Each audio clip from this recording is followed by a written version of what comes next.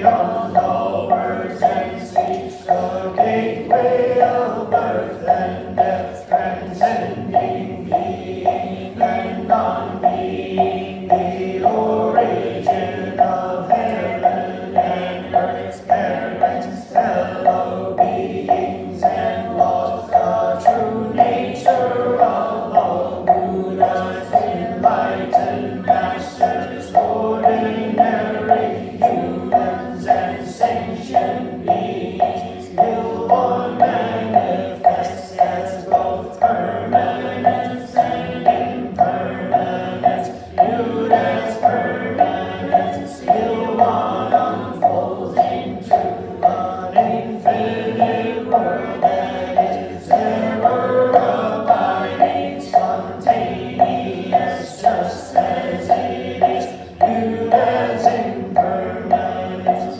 Ilwonsang unfolds into infinite worlds through the cycle of formation, duration, decay, and extinction of the universe, and the birth, aging, illness, and death of all things through the way we use our minds and bodies. In the four forms of birth, we transform through the six realms of existence, progressing or regressing, with grace arising from harm or harm from grace. Therefore, modeling ourselves after Ilwonsang, the Dharma Buddha, we unawakened beings vow to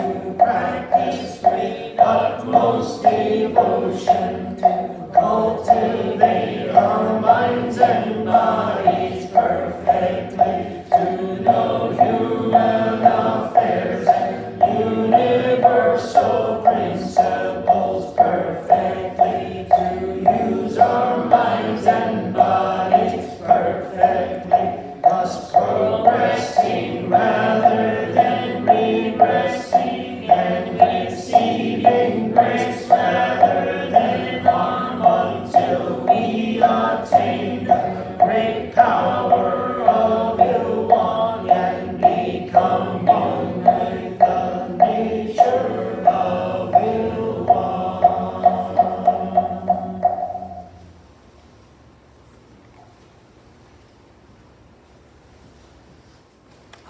At this time, I would like to continue our contemplations of the Ilwonsang Vow. These are just my reflections on the Ilwonsang Vow and how I try to practice them.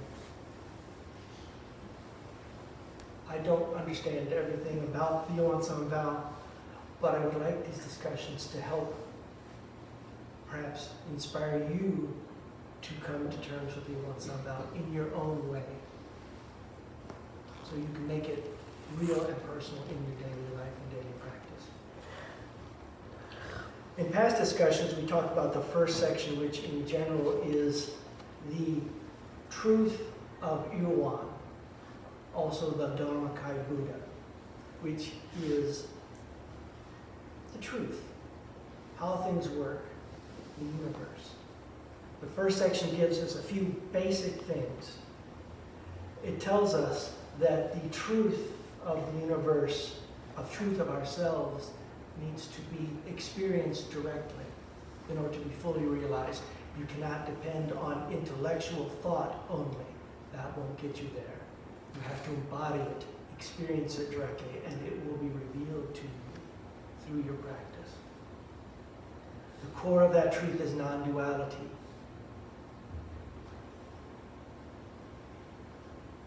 The truth is the substance of existence.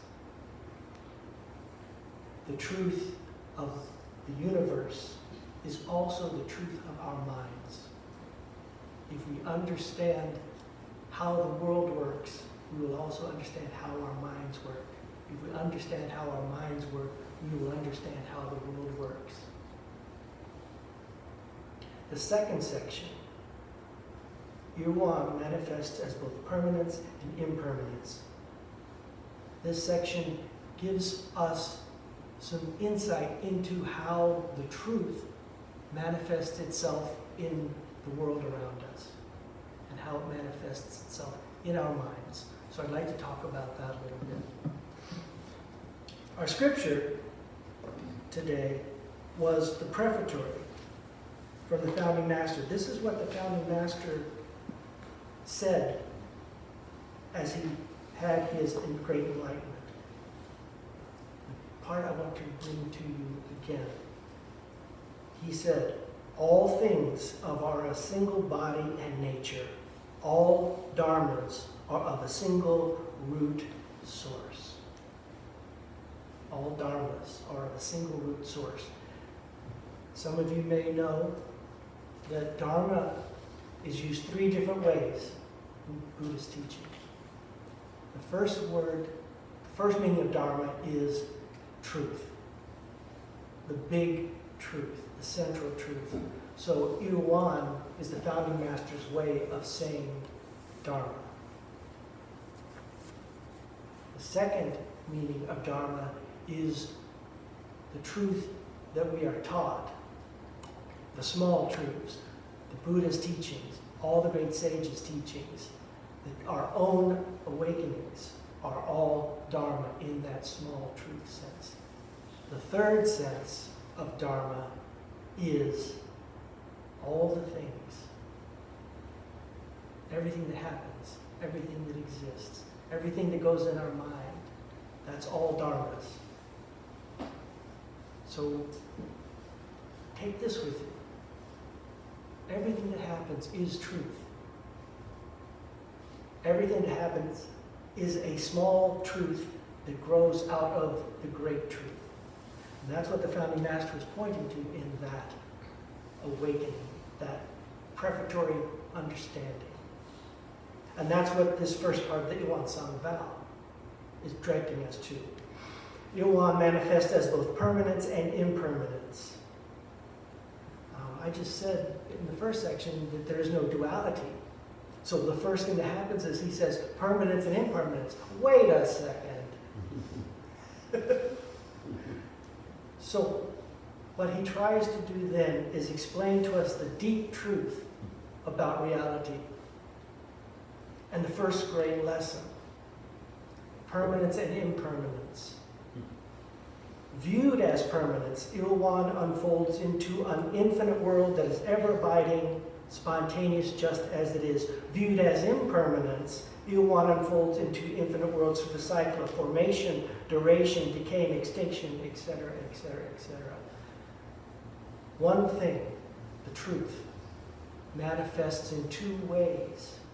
There is a permanent, unchanging, ever-abiding aspect to truth. That truth also manifests in everything that exists. Birth, aging, illness, death, formation, duration, decay, extinction. These aren't 2 different things because we view one thing in either the permanent way or the impermanent way. You can't have a coin with one side. It's not 2 things, it's just a coin. But if you look at the head side, it's a heads. If you look at the tail side, it's tails. The truth, our world, our minds are the same way.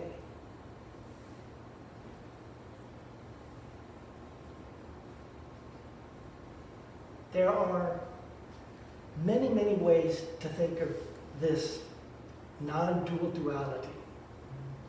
Each one of you is going to need to find out your own way to understand it and make it real for you so you can experience it directly and use it. I have a few that come from the teachings and a couple that I use for myself. You might have heard a lot of words in various Buddhist teachings. They all sound like different things, but they are the same thing. In fact, the founding master uses a bunch of different ways to get at the same thing. In the In the scripture book, you will hear great and small.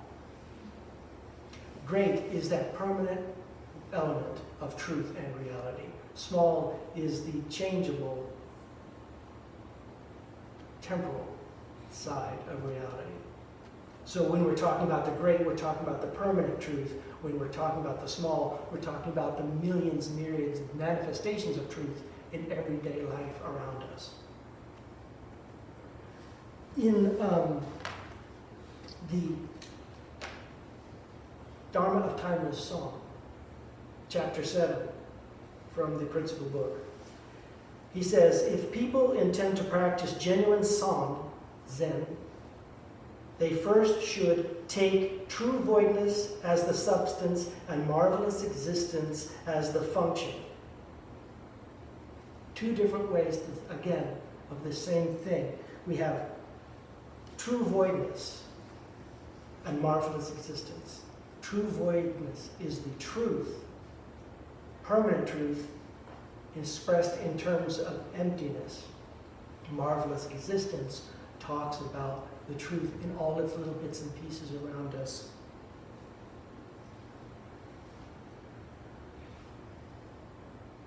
Permanent truth is the substance. And it manifests as marvelous existence.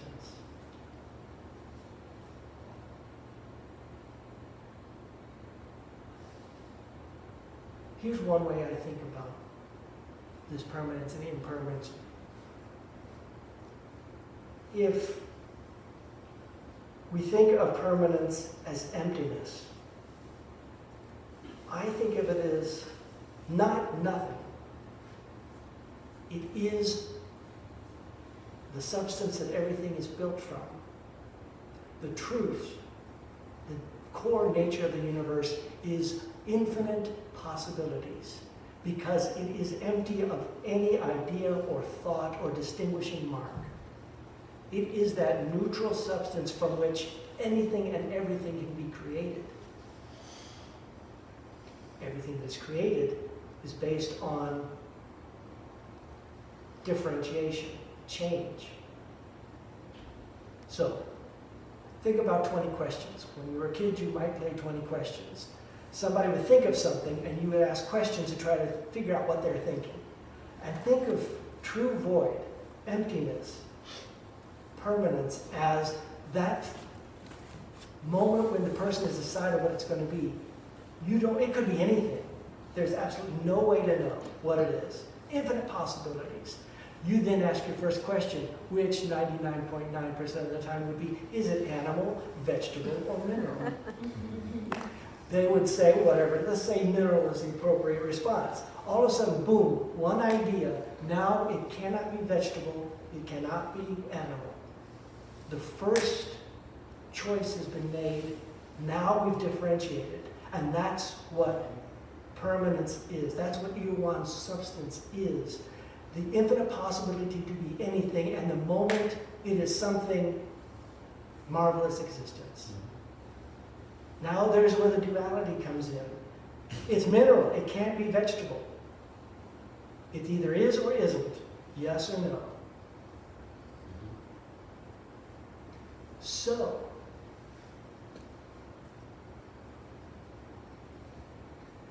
remember this, that duality is only relative. Think about short and long.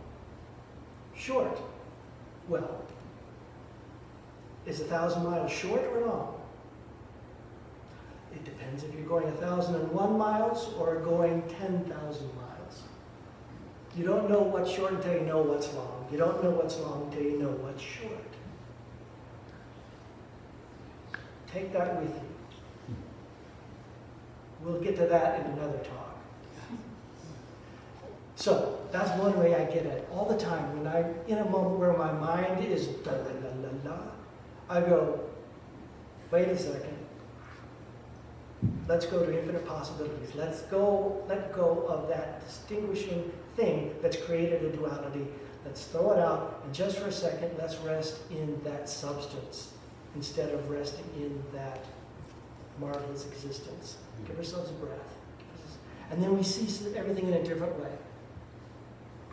The other way I think of it is, think about what those descriptions are. Birth, aging, illness, death, formation, duration, decay. They're all describing change. So we have the substance, something happens, it comes in contact with change, or chi, some people would say chi, and it creates an event. As an ocean is encountered by wind, causes a wave. The wave is not separate from the ocean, the wave is not different from the ocean, it is just change rippling through the ocean. Change is really critically important to us. We are always aware of change. We may love change, we may hate change, but we can't get away from change. We invented time as a way to measure change. The only reason we have time is because we have change. We have to be able to describe why this person who was this tall 10 years ago is now that tall. And when I used to be able to jump over that, I can't even step over that. So that's what time is. So I think of permanent and impermanent in terms of time. The world is temporal, the world is also permanent.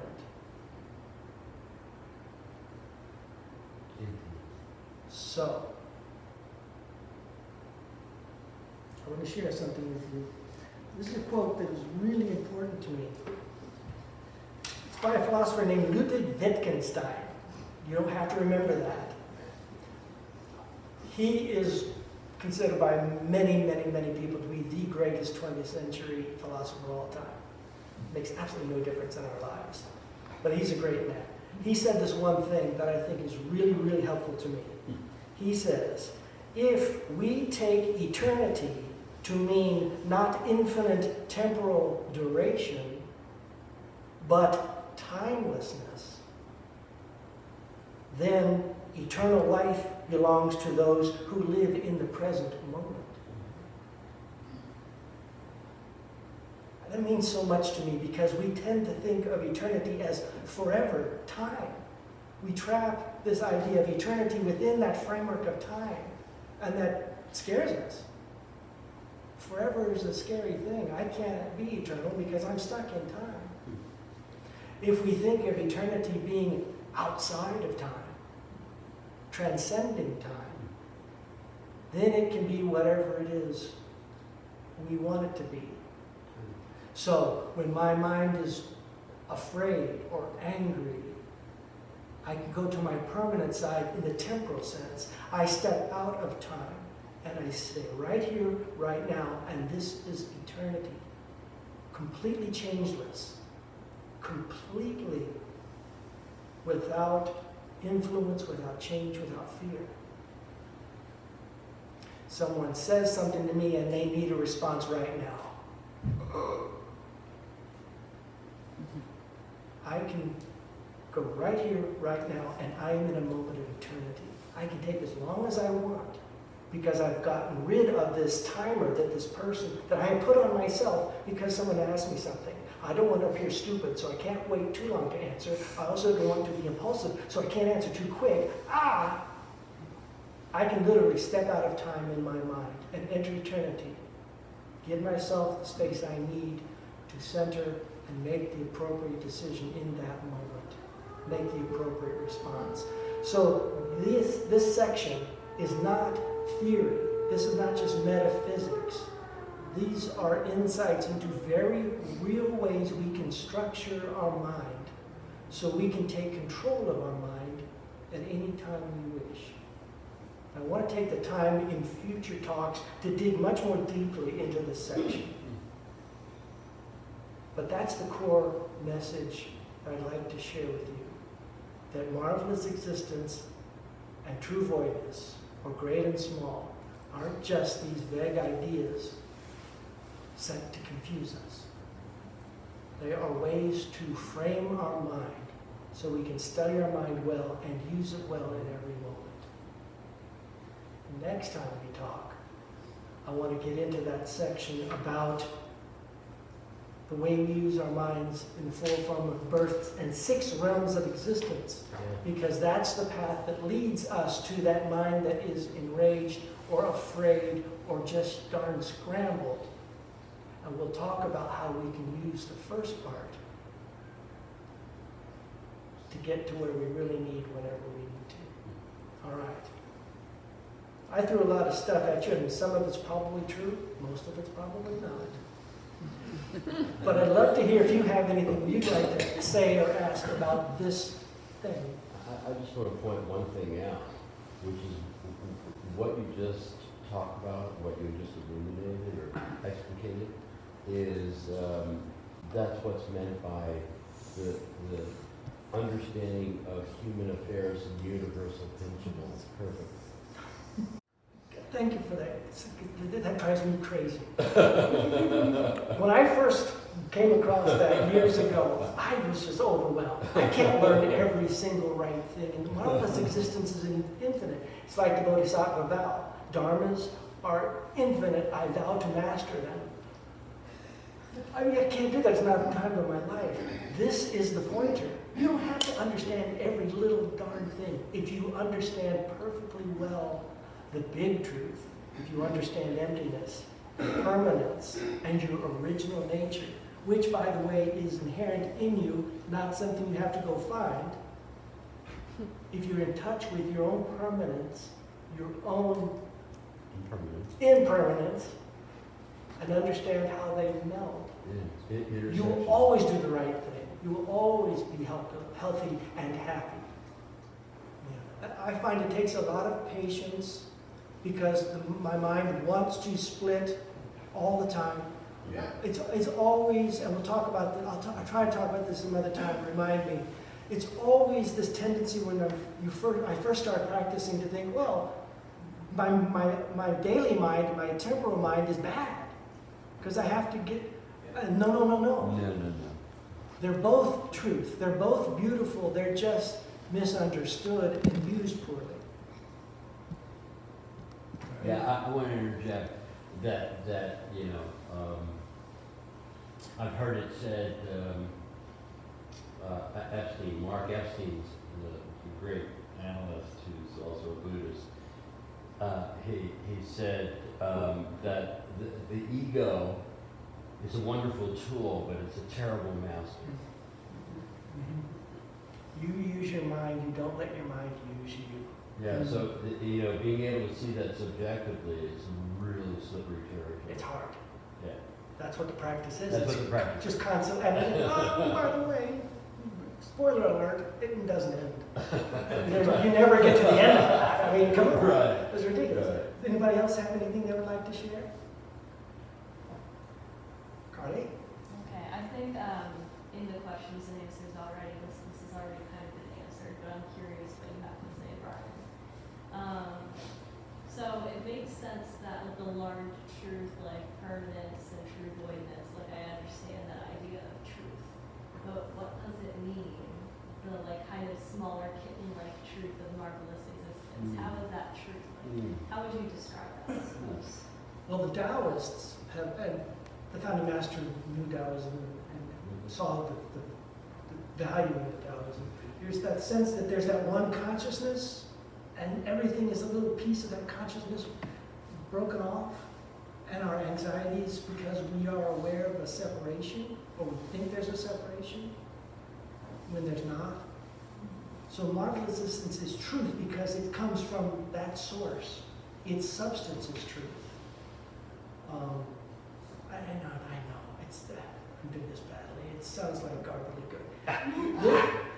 Really what it comes down to is the founding master has always taught that when adversity hits, you be grateful because it's an opportunity to practice. And that's where the truth lies. The truth is, life is unstable. Stuff happens. We may not like what happens. We may like what happens. That's our mind monkeying with the truth and distorting it so we think it's false or evil or unstable or unreliable, when in fact that is the truth.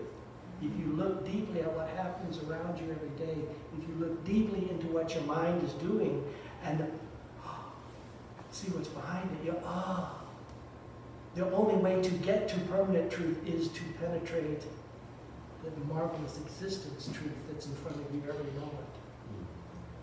It's not only the substance, it's the conduit to get back to the substance.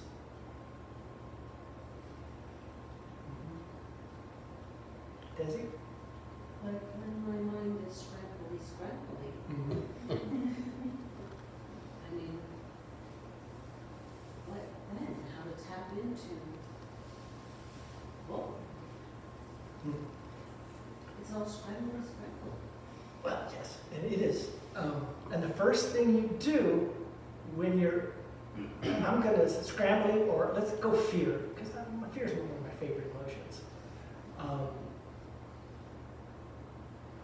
The first thing that happens when you have something that you hate and are afraid of is to go like this. The first thing you want to do is overcome the impulse to reject the truth when it's right there in front of your face. You have to embrace the truth in whatever form it comes to you in that moment.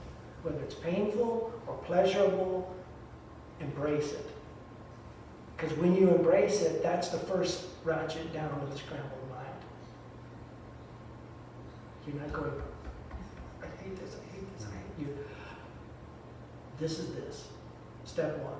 Step two, it's a very short step from this is this to, okay, I'm okay with this. And just stop for a second.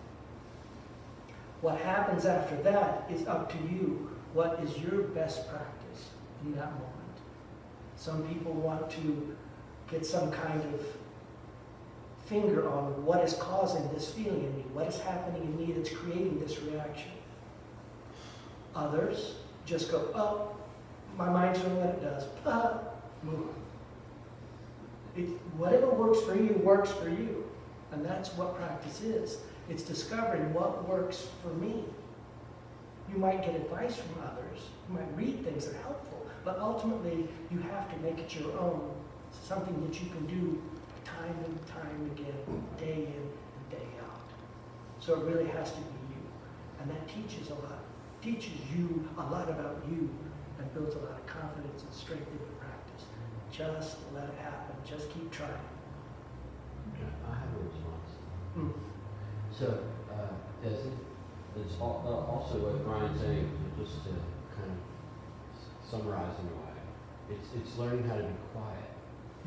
It's learning to stop. So the first step is recognition that you're not comfortable. Once you recognize that, you become aware of how that manifests in your body. And then you can do an inquiry. You can begin to explore and examine what it is that's happening in that moment, and then you can learn how to let go. You don't identify with the occurrence that's manifested in the moment. You learn how to disidentify from it so that you can step out of the drama and allow yourself to be at ease. Right. Don't make it a thing.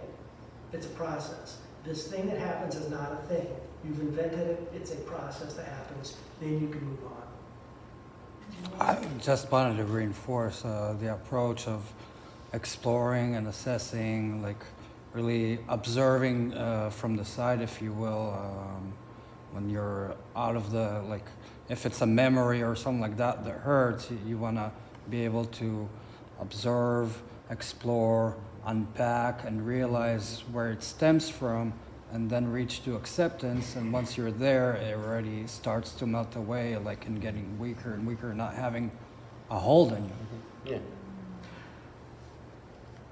That's the mic drop right there. I couldn't have said it any better myself. Find your way to it. Okay?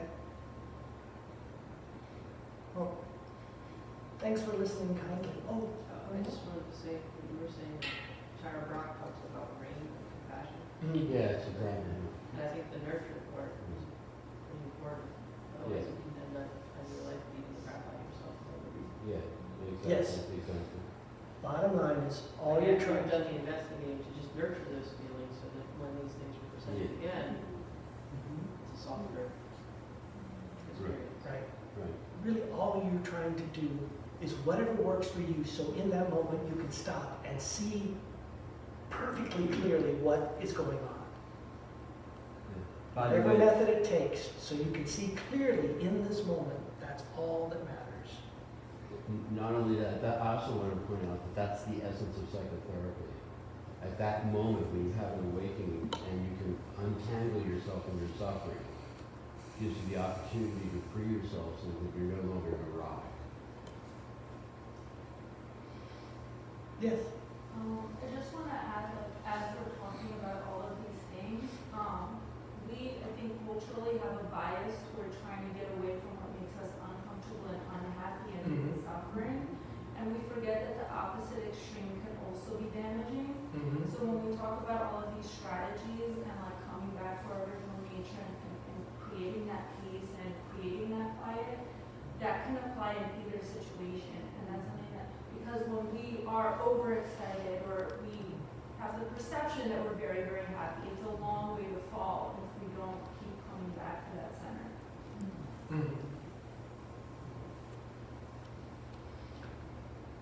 Thank you for sharing. I'm always struck by how much wisdom there is in this room on any given Saturday. And we don't give ourselves credit for that wisdom very often. So remember this feeling, take it with you, pull it out every once in a while, and bask in its glow, okay? All right.